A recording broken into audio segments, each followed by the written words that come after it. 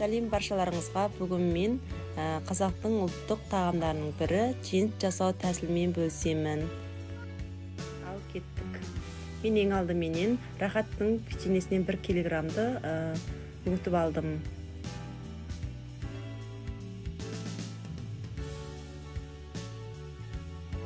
Біз бір бос ыдысымызға қуырылған тарымызды саламыз.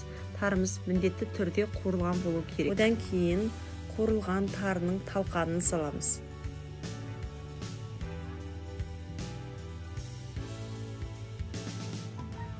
Оның үстіне қантымызды саламыз.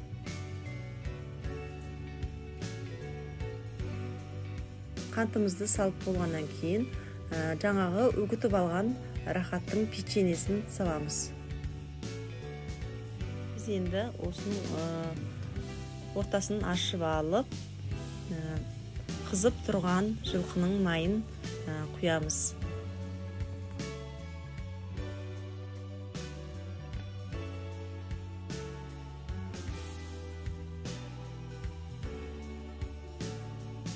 Одан кейін біз енді оны жақсылап тұрып араластырамыз. Міндетті түрде майларыңыз ыстық болғаны дұрыс.